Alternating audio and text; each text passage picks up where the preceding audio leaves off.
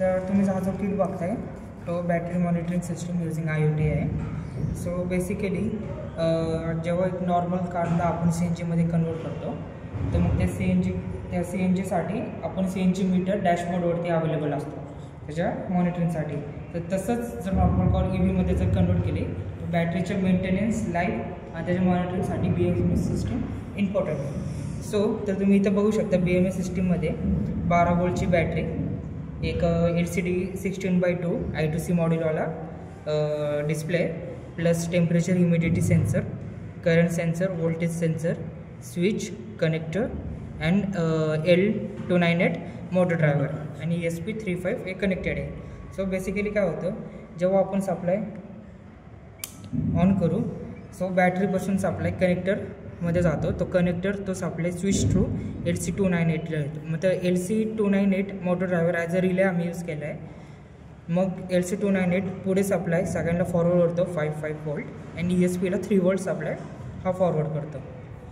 So मग आता त्याच्या रीडिंगसाठी सर डिस्प्लेवरती आता तुम्ही बघू शकता की कुठलीच रीडिंग शो होत नाही. मग ते रीडिंग शो करण्यासाठी ESPला हॉटस्पॉट थ्रू कनेक्ट करायचं आहे. सर आता इथं IP ॲड्रेस शो करते. आता हा जो IP ॲड्रेस आहे तो आपल्या क्रोमवरती टाकायचा.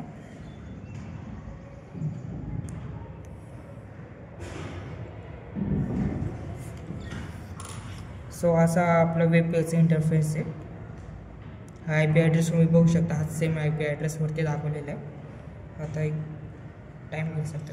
कुठलाही मोबाईल कनेक्ट करू शकता तुम्ही? हो सर, बघू शकता तुम्ही साईड बाय साईड दोन्ही रीडिंग बघू शकता. IP ॲड्रेस टाका कोडिंग. सर आता जर तुमच्या फोनमध्ये ही रीडिंग बघायची असेल तर तुम्हाला फक्त हा IP ॲड्रेस टाकायचा. IP ॲड्रेस टाकायचा आणि हॉटस्पॉटने त्याला कनेक्ट करायचं. नाही, हॉटस्पॉट फक्त माझा कनेक्ट राहणार कारण की कोडिंगमध्ये तसा ऑप्शन आहे. ओके, म्हणजे एकच डिव्हाइस कनेक्ट आहे.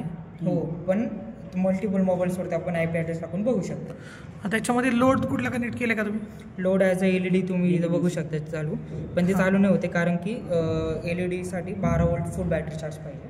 ते आता चार्ज नाही. आता व्होल्टेज किती आहे? आता व्होल्टेज तुम्ही बघू शकता सर 7.85. बॅटरी चार्ज करण्यासाठी काय प्रोव्हिजन केले तुम्ही? बॅटरी चार्ज करण्यासाठी सर आपला DC ॲडॅप्टर वगैरे असेल. मग ते लावा ना त्याला, मग बॅटरी तुम्हाला चार्ज पण करावी लागेल ना प्रत्येक वेळी. हो, आता हे लाईव्ह रीडिंग शो करणार आहे सगळं. आणि आता टेम्परेचर, ह्युमिडिटी, वोल्ट आणि करंट ह्या 4 मेजर पॅरामीटरसाठी तिथं फिजिकली सेन्सर्स अवेलेबल आहे. मग पॉवरसाठी सर हे दोघांचं मल्टिप्लिकेशन पॉवर अँड फॉर रेंजसाठी पॉवर आता सपोज 24/17 तर त्याला डिवाइड बाय किती वोल्टची जी बॅटरी त्यांनी डिवाइड केल्यावर मग आपले रेंज भेटणार. आता 1.96 किलोमीटर मग अजून करायचं थोडं 196 किलोमीटर आपली कारच आहे. आणि चार्जिंग सायकलसाठी सर आता बॅटरी घेतल्यापासून आम्ही जास्त चार्ज केलेले आहेत, म्हणजे 12 कारण की ऑन जास्त टेस्टिंगसाठी ना बॅटरीचा यूज नाही केला, यांचे पॅरामीटर्स आम्ही घेतलं. आणि आता मग चार्जिंग सायकल शो कशी करणार, आता सपोज मी चार्जिंगला बॅटरी लावली आणि ती 12 वोल्टपर्यंत चार्ज झाली ना तर मग तिथं 1 सायकल ते काउंट आहे. या सिस्टीमवरती डायरेक्टली आपण प्लस मायनस म्हणजे चार्जिंग पण करू शकता का तुम्ही सेम टाईम? चार्जिंग नाही सर, ते फक्त बॅटरी डिस्कनेक्ट करूनच तिला चार्ज करावी लागेल.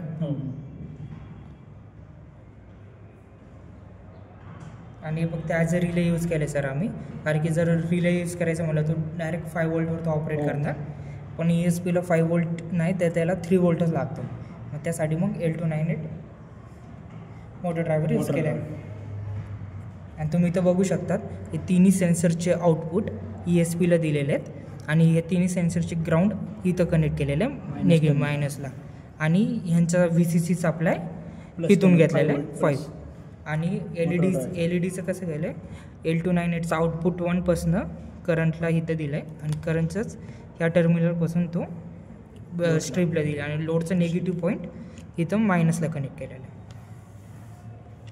आणि LCDसाठी I2C मॉड्यूल यूज केलेलं आहे.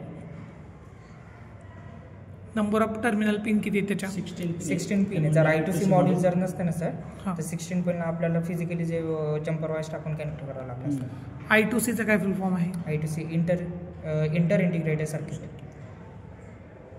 मग आता त्याचं नंबर ऑफ आउटपुट टर्मिनल किती आहेत? मग आता 4 टर्मिनल पिन किती आहेत.